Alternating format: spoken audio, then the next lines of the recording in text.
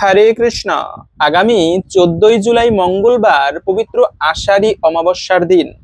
আষাঢ় মাস একটা অন্যতম গুরুত্বপূর্ণ মাস। আর এই আষাঢ় মাসের অমাবস্যা তিথি খুবই গুরুত্বপূর্ণ একটি দিন। তাই আজকের এই পর্বে আমরা এই আষাঢ়ী অমাবস্যার মাহাত্ম্য কথা জানবো। সেই সঙ্গে এই দিনে যে কার্যগুলো করা অত্যন্ত শুভ, বিশেষ করে তেমন কিছু না করতে পারলেও বাড়িতে এই একটি সামান্য কার্য করার মাধ্যমে পরিবারের অশুভ শক্তি দূর করতে পারেন। তাই খুবই গুরুত্বপূর্ণ প্রসঙ্গ। আসুন কিছুক্ষণ সময় ধৈর্য ধরে আমরা জেনে নেই। আশা করছি আজকের এই তথ্যগুলো আপনাকে অবশ্যই সমৃদ্ধ করবে।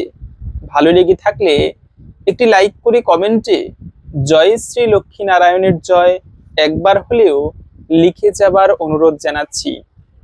দেখেন, বারের থেকে তিথির গুরুত্ব বেশি। যেমন এই আষাঢ় মাসটা কিন্তু অত্যন্ত পুণ্যময় মাস।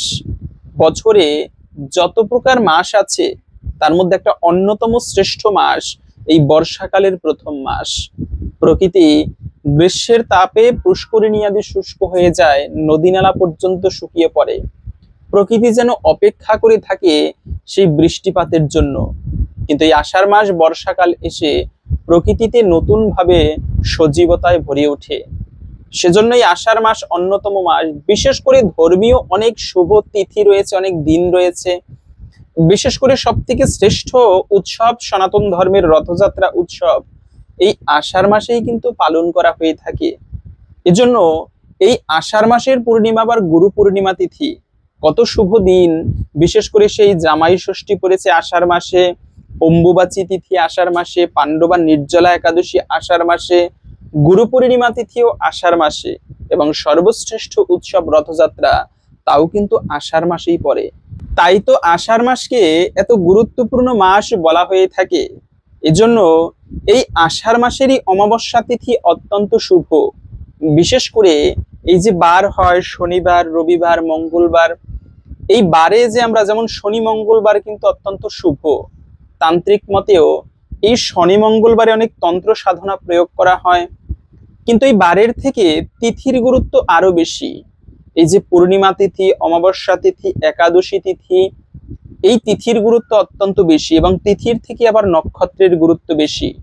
তেমনই একটি বিশেষ তিথি হচ্ছে অমাবস্যা তিথি।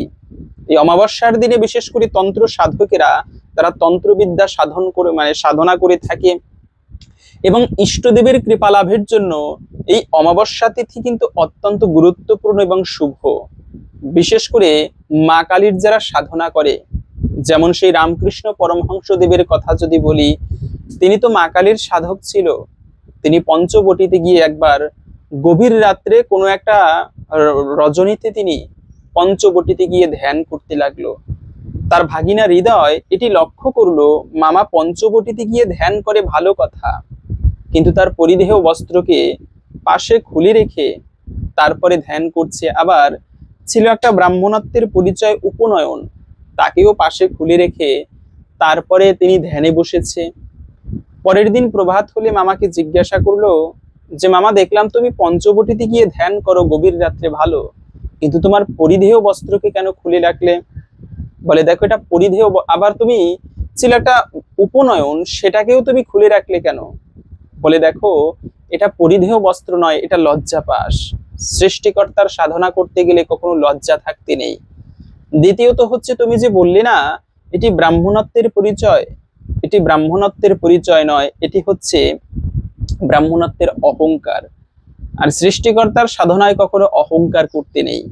তো এই জন্য এই বিশেষ করে মা কালীর সাধনা যারা করবে, যাদের মা কালীর প্রতি ভক্তি আছে, তারা আপনারা ভক্তি ভরে এই পবিত্র অমাবস্যার দিনে মায়ের পুজো দিতে পারেন, সাধনা করতে পারেন। এটি অত্যন্ত মঙ্গলময়।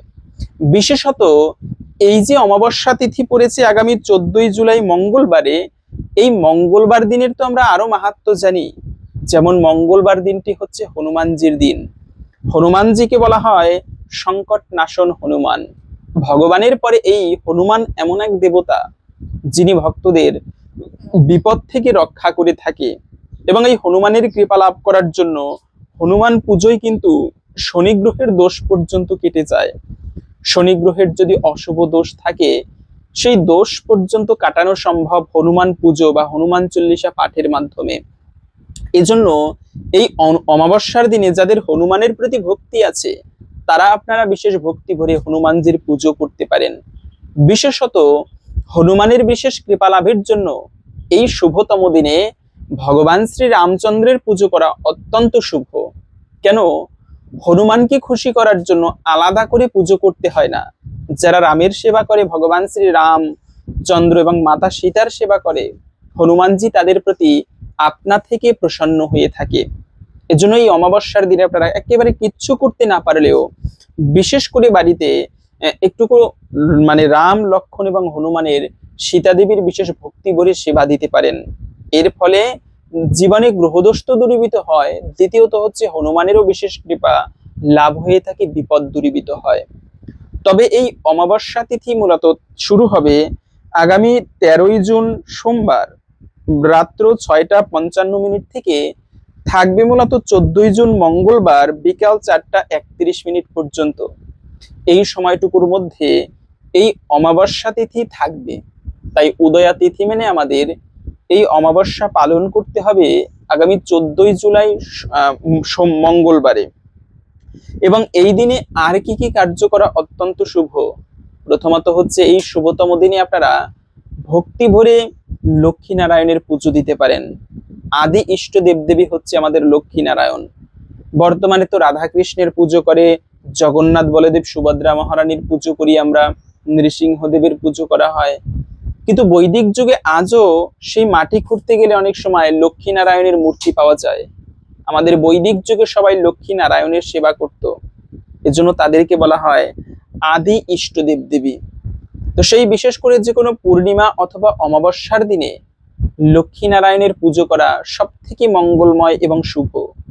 বিশেষ করে নদীতে যে জোয়ার ভাটা হয়, এই অমাবস্যার দিনেও আমাদের জীবনীতে জোয়ার ভাটা আসে। অমাবস্যার সময়ে আমাদের জীবন প্রবাহ নিম্নমুখে থাকে এবং পূর্ণিমার সময়ে আমাদের জীবন প্রবাহ ঊর্ধ্বমুখে থাকে। তাই অমাবস্যা এবং পূর্ণিমা তিথি এতটা গুরুত্বপূর্ণ এবং শুভ বলা হয়েছে। তো তাই আপনারা বিশেষ ভক্তি ভরে এই অমাবস্যা তিথিতে লক্ষ্মী নারায়ণের পুজো দিতে পারেন। চন্দ্রের কক্ষপথের কারণে এই ঋতু পরিবর্তন হয় এবং এই চন্দ্রের কক্ষপথের কারণেই কিন্তু অমাবস্যা আসে। তো ভক্তি ভরে এই দিনটি পালন করতে পারেন। বিশেষ করে এই শুভতম দিনে আরো একটি বিশেষ কার্য হচ্ছে, ভুলেও খাবার দাবারে সংযত আনা উচিত। যেমন নবমীতে কিন্তু লাউ খেতে নেই, এতে গোমাংস তুল্য, গোমাংস ভক্ষণ করলে যে অপরাধ হয় সেই অপরাধ হয়। এজন্য নবমীতে লাউ ভক্ষণ করতে নেই। আবার দুগ্ধের মধ্যে লবণ খেতে নেই, এটিও গোমাংস তুল্য অপরাধ। তারপরে পূর্ণিমা অমাবস্যার দিনে মাছ মাংস খেতে নেই, এটিকেও এটা মানে মহাপাপ হয়। পূর্ণিমা অমাবস্যার দিনে যারা মানে সেই মাছ মাংস ভক্ষণ করে, আপনারা এই অমাবস্যার দিনে এমনিতেই ভগবান জগন্নাথের প্রসাদ খেতে পারেন পুজো দিয়ে, অথবা অনেকে আছে অমাবস্যার দিনে ব্রত করে লক্ষ্মী নারায়ণের পুজো করে সেই প্রসাদ গ্রহণ করে ব্রতভঙ্গ করে। তো এটিও আপনারা করতে পারেন। তেমন ভাবে না করতে পারলেও অন্তত পক্ষে এই শুভতম দিনে আপনারা নিরামিষাদি খাবার গ্রহণ করতে পারেন। তারপরে হচ্ছে আপনারা নিরামিষ ভগবানের প্রসাদ গ্রহণ করে এই শুভতম দিনটি কাটাতে পারেন। বিশেষ করে যদি সম্ভব হয় এই দিনে বৈষ্ণব সেবা দেওয়া আরো বেশি সৌভাগ্যপূর্ণ। যে কোনো শুভ দিনে বাড়িতে বৈষ্ণব সেবার উপরে শ্রেষ্ঠ কোনো সেবা নেই। বাড়িতে আমরা পরিবারের নেগেটিভ শক্তি দূরীভূত করার জন্য সেই এটা করি ওটা করি, কত কিছুই না করি, যেন পরিবারের অশুভ কিছু কোনো দৃষ্টি থাকলে তা যেন কেটে যায়। কিন্তু সব থেকে শ্রেষ্ঠ উপায় হচ্ছে বৈষ্ণব সেবা দেওয়া বাড়িতে, পরিবারের অশুভ দূরীভূত করার জন্য এর থেকে শ্রেষ্ঠ কোনো উপায় নেই। কেন বলছি? শাস্ত্রে পাওয়া যায় যে স্থানে গুরুদেব শুদ্ধ ব্রাহ্মণ বৈষ্ণবের আগমন হয় ওই স্থানটাই পবিত্র হয়ে যায়। এজন্য বিশেষ করে বাড়িতে ব্রাহ্মণ বৈষ্ণবের সেবা দিলে এর ফলে ভগবানের কৃপা তো লাভ হয়, সেই সঙ্গে ওই বাড়ির নেগেটিভ এনার্জি পর্যন্ত দূরীভূত হয়। তবে এই অমাবস্যার দিনে আমরা সেই ব্রাহ্মণ বৈষ্ণবের সেবা দিতে আপনার সাধ্য মতো, সাধ্যের বাহিরে গিয়ে নয়, আপনার সাধ্য মতো কিছু বৈষ্ণবদেরকে, যাদেরকে পারবেন আপনি শুদ্ধাচারী মনে করবেন, তাদেরকে নিমন্ত্রণ করে এনে আপনি যথাযোগ্যভাবে সেবা দিতে পারেন। এটি অত্যন্ত মঙ্গলময় এবং বিশেষ সৌভাগ্যপূর্ণ। পাশাপাশি হচ্ছে এই শুভতম দিনে দান করা আরো শুভ। বিশেষ করে পরিবারের দারিদ্রতা দূরীভূত করতে আমরা তো মা লক্ষ্মীর পুজো করি, কত কিছুই না করি, কিন্তু শাস্ত্রে বলা আছে দানে দ্রব্যেন শুদ্ধতি, দানের মাধ্যমে দ্রব্য শুদ্ধ হয়ে থাকে। পরিবারে যদি গরিব থাকে কেউ, তবে সেই অর্থের অভাব দূর করতে গরিব দুঃখীদের দান করা। আমরা ভাবি দান করলে তো আমার টাকা পয়সা কমে যায়, না, টাকা পয়সা কমে না, বরং আরো বৃদ্ধি পায়। দেখবেন ওই যে নলকূপ করা হয়, ওখান থেকে যত জল তোলা হোক না কেন, ওই জল কিন্তু আবার ভরে যায়, জল কিন্তু ওইভাবেই ভরে যায়। এজন্য যত দান করা হয় আপাত দৃষ্টিতে মনে হতে পারে ধন কমে, বরঞ্চ ভগবানের কৃপায় ওটি আরো বৃদ্ধি পায়। দেখবেন ওই পাতকুয়া বা অথবা ওই নলকূপের জল যদি 2-3 বছর তোলা না হয়, ওটা কিন্তু শুকিয়ে পড়ে। তো তেমনি দান যদি না করা হয়, অর্থ পেয়ে যদি সেই অর্থ দিয়ে গরিব দুঃখীদের সেবা না করা হয়, সাধ্য মতো ভগবানের সেবা না করা হয়, তবে ওই সম্পদ কিন্তু চিরকাল স্থায়ী থাকে না। এজন্য লক্ষ্মীকে বলা হয় চঞ্চলা। মা লক্ষ্মী চিরকাল বেশি দিন এক জায়গায় স্থির থাকে না। সেইখানেই লক্ষ্মী স্থির থাকে যেখানে লক্ষ্মী দিয়ে নারায়ণের সেবা করা হয়, টাকা পয়সা অর্থ সম্পদ দিয়ে ভগবানের সেবা করা হয়, গরিব দুঃখীদের সেবা করা হয়। আপনি এই শুভতম দিনে, আষাঢ়ী অমাবস্যার দিনে আপনার সাধ্য মতো কিছু দান করতে পারেন, বৈষ্ণব সেবা দিতে পারেন। এগুলো অত্যন্ত শুভ এবং বিশেষ মঙ্গলময়। পাশাপাশি হচ্ছে এই দিনে হরিকথা শ্রবণ করা সব থেকে গুরুত্বপূর্ণ একটি বিষয় জীবনে। এই যে আমরা ভগবানের সেবা করি, নাম জপ করা, যজ্ঞ করানো, তারপরে এরকম পুজো অর্চনা করা, যত প্রকার ভগবানের সেবা আছে, সব থেকে শ্রেষ্ঠ সেবা হচ্ছে শ্রবণ করা। শ্রবণম মঙ্গলম। এজন্য নববিধা ভক্তির প্রথমতই হচ্ছে শ্রবণ করা। তো আপনারা এই শুভতম দিনে বাড়িতে সন্ধ্যাকালে বিশেষভাবে লক্ষ্মীনারায়ণের পুজো করে কোনো শুদ্ধাচারী বৈষ্ণবের মাধ্যমে একটু লক্ষ্মীনারায়ণের মাহাত্ম্য কথা, ব্রত কথা, ভাগবত কথা পাঠ করতে পারেন, বাড়ির সবাই মিলে শ্রবণ করতে পারেন। এই যে শ্রবণযোগ্য, এটাকে অত্যন্ত গুরুত্ব বলা হয়েছে। বিশেষ করে জীবনে শ্রবণের উপরে শ্রেষ্ঠ কোনো সেবা নেই। তো যাই হোক, এখন আসুন আমরা ধৈর্য ধরে এই আষাঢ়ী অমাবস্যার মাহাত্ম্য কথা শ্রবণ করি। কেননা শ্রবণম মঙ্গলম, এই দিন আপনি ব্রত করতে পারেন কিংবা না পারেন, সকলেই চেষ্টা করবেন ব্রত করে লক্ষ্মীনারায়ণের ব্রত কথা, আষাঢ়ী অমাবস্যার ব্রত কথা ভক্তি ভরে পাঠ এবং শ্রবণ করতে। তো আমরা প্রথমে এই আষাঢ়ী অমাবস্যার মাহাত্ম্য কথা জেনে নিচ্ছি। এরপরে ভিডিওর মূল প্রসঙ্গ, এই দিনে কোন কার্যটি করার মাধ্যমে জীবনের সৌভাগ্য লাভ করা যায়। আষাঢ়ী অমাবস্যা, আষাঢ় মাসের অমাবস্যা তিথি সনাতন ধর্মে অত্যন্ত পবিত্র এবং তাৎপর্যপূর্ণ বলে বিবেচিত। এই তিথিতে আষাঢ়ী অমাবস্যা বলা হয়। বর্ষাকালের সূচনা লগ্ন আসে এবং প্রকৃতি কৃষিকাজ এবং আধ্যাত্মিক সাধনার সঙ্গে গভীরভাবে সম্পর্কিত। বিভিন্ন অঞ্চলে এই অমাবস্যা পিতৃপুরুষের স্মরণ, দান, পুণ্য, তীর্থস্থান, উপবাস এবং ঈশ্বরের আরাধনার জন্য বিশেষ শুভ বলে মানা হয়। অনেক স্থানে বিশ্বাস করা হয় এই দিনে ভক্তি ভরে ব্রত পালন করলে পাপক্ষয়, সংসারের শান্তি আসে এবং পূর্বপুরুষদের আশীর্বাদ লাভ করা যায়। সনাতন শাস্ত্র অনুযায়ী অমাবস্যা তিথি পিতৃপুরুষের উদ্দেশ্যে তর্পণ এবং শ্রাদ্ধের জন্য বিশেষভাবে উপযোগী। আষাঢ়ী অমাবস্যার দিন গঙ্গা, যমুনা বা অন্য কোনো পবিত্র নদীতে স্নান করে ভগবান বিষ্ণু, শিব ও দেবদেবীর শক্তি পূজা করলে বিশেষ ফল লাভ হয়ে থাকে বলে বিশ্বাস করা হয়। এই দিনে দরিদ্র, ব্রাহ্মণ এবং অভাবগ্রস্ত মানুষকে অন্ন, বস্ত্র, তিল, ফল ও অর্থ দান করলে বহু পুণ্য অর্জিত হয়। অনেক পুরাণে বলা হয়েছে আষাঢ় মাস থেকেই দেবশয়নী একাদশী পূর্ববর্তী সময়ে ভক্তদের সংযম, উপবাস এবং ভক্তিভাব বৃদ্ধি করা উচিত। অমাবস্যা সেই সাধনার একটি গুরুত্বপূর্ণ দিন। এদিনে প্রদীপ জ্বালিয়ে ঈশ্বরের নাম স্মরণ করলে অশুভ শক্তির প্রভাব কমে যায় এবং পরিবারের সুখ শান্তি বজায় থাকে। গ্রামীণ সমাজে আষাঢ়ী অমাবস্যার কয়েকটি বিশেষ গুরুত্ব রয়েছে। কৃষিজীবীরা নতুন মৌসুমের ভালো ফসলের জন্য ঈশ্বরের কাছে প্রার্থনা করেন। প্রকৃতির অনুকূল পরিবেশ, পর্যাপ্ত বৃষ্টি এবং শস্যের প্রাচুর্যের কামনায় এই তিথিতে পূজা এবং প্রার্থনার প্রচলন রয়েছে। আষাঢ়ী অমাবস্যার ব্রত কথা। প্রাচীনকালে আনন্দপুর নামে এক রাজ্যে ধর্মদাস নামে এক দরিদ্র কিন্তু সৎ ব্রাহ্মণ বাস করতেন। তার স্ত্রী ছিলেন অত্যন্ত ধর্মপরায়ণা। সংসারে অভাব থাকলেও তার কখনো অসত্য বলতেন না এবং সর্বদা ভগবানের নাম জপ করতেন। এক বছর আষাঢ় মাসে ভয়াবহ দুর্ভিক্ষ দেখা দিল। খাদ্যের অভাবে মানুষ কষ্টে দিন কাটাতে লাগলো। ধর্মদাসের পরিবারও অনাহারে মুখে পড়ল। এমন সময় এক বৃদ্ধ সন্ন্যাসী তাদের বাড়িতে এসে ভিক্ষা প্রার্থনা করলেন। ঘরে মাত্র এক বেলার অন্ন ছিল, তবুও ব্রাহ্মণ পত্নী সেই অন্ন সন্ন্যাসীকে ভক্তি ভরে দান করলেন। সন্ন্যাসী তাদের ভক্তি এবং দয়ার পরীক্ষা নিচ্ছিলেন। তিনি আসলে স্বয়ং ভগবান বিষ্ণু ছিলেন। নিজের আসল রূপ প্রকাশ করে তিনি বললেন, তোমাদের দান, সততা এবং ঈশ্বর ভক্তিতে আমি অত্যন্ত সন্তুষ্ট। তোমরা আষাঢ়ী অমাবস্যার দিন উপবাস পালন করবে, পিতৃপুরুষের স্মরণ করবে, দরিদ্রদের দান করবে এবং আমার নাম জপ করবে। এতে তোমাদের সকল দুঃখের অবসান হবে।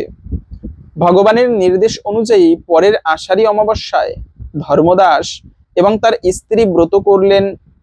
ভোরে স্নান করে শিব, বিষ্ণু এবং লক্ষ্মী দেবীর পূজা করলেন। তিল এবং জল দিয়ে পিতৃপুরুষের তর্পণ করলেন এবং দরিদ্রদের মধ্যে অন্ন ও বস্ত্র বিতরণ করলেন। ব্রতের প্রভাবে তাদের সংসারে ধীরে ধীরে সুখ সমৃদ্ধি ফিরে এলো।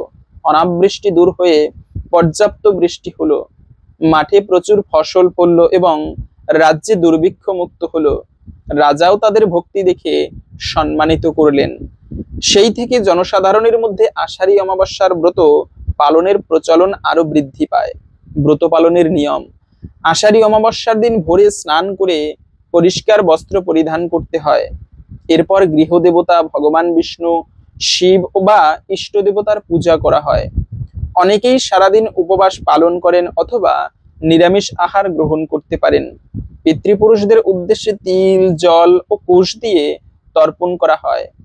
সন্ধ্যায় প্রদীপ জ্বালিয়ে ভগবান বিষ্ণুর নাম সংকীর্তন এবং ব্রতকথা পাঠ ও শ্রবণ করা হয়।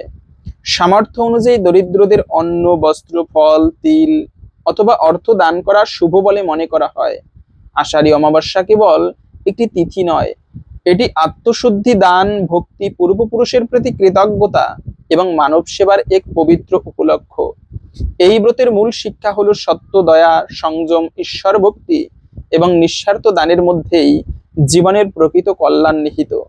তাই ভক্তি ভরে আষাঢ়ী অমাবস্যার ব্রত পালন করলে মানসিক শান্তি, পারিবারিক সুখ, পুণ্য লাভ এবং ঈশ্বরের আশীর্বাদ লাভ হয়, এমন বিশ্বাস যুগ যুগ ধরে সনাতন সমাজে প্রচলিত হয়ে আসছে। তো এই ছিল মূলত আষাঢ়ী অমাবস্যার ব্রত কথা।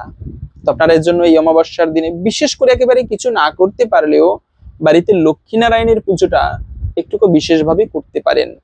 এবং এই দিনে বাড়িতে কোন জিনিসটি পোড়ালে সৌভাগ্য লাভ হয়? মূলত এই দিনে একটা জিনিস পোড়ালেই সৌভাগ্য লাভ হয় না। যদি পারেন এই অমাবস্যা তিথিতে বাড়িতে যাদের নেগেটিভ শক্তি রয়েছে বা মনে করে থাকেন যে একটা অশুভ লেগে রয়েছে, তারা আপনারা এই কার্যটি করতে পারেন, তা হচ্ছে যজ্ঞ করাতে পারেন। কেননা যদিও বা কলিযুগে যুগধর্ম যজ্ঞ নয়, কিন্তু এই যজ্ঞ করানো অত্যন্ত শুভ। বাড়ির নেগেটিভ শক্তি দূর করার জন্য কোনো শুদ্ধাচারী বৈষ্ণবের মাধ্যমে নৃসিংহ যজ্ঞ করালে বিপদ নাশ হয় পরিবারের। তো সেই নৃসিংহ যজ্ঞ বাড়িতে করিয়ে সেই ভস্য আপনি রেখে দিতে পারেন এবং কোথাও যাত্রা করলে নৃসিংহদেবের অথবা যজ্ঞের ভস্য কপালে মেখে যাত্রা করলে, তিলক করে যাত্রা করলে সেই যাত্রায় কোনো বিপদ হয় না। এজন্য এই অমাবস্যার দিনে সন্ধ্যায় তো অবশ্যই প্রদীপ প্রজ্বলন করবেন, সেই সঙ্গে বাড়িতে যজ্ঞ করানো সব থেকে শুভ এবং মঙ্গলময়। তো যদি ভালো লেগে থাকে বা যারা এতক্ষণ ধরে ধৈর্য ধরে আমাদের সাথে ছিলেন, তাদের আরেকটি ছোট্ট আমন্ত্রণ, আমাদের ফেসবুক পেজটিকে ফলো করে অবশ্যই আমাদের সাথে যুক্ত থাকবেন। এই ভিডিওর ডেসক্রিপশন বক্সে আমাদের ফেসবুক পেজের লিঙ্কটি দেওয়া রয়েছে, তো আপনি সেই পেজটি ফলো করে আমাদের সাথে যুক্ত থাকতে পারেন। ভগবানের কৃপায় সকলের জীবনে মঙ্গল হোক, এই কামনা করে আজকের ভিডিওটি এখানে সমাপ্ত করছি। হরে কৃষ্ণ।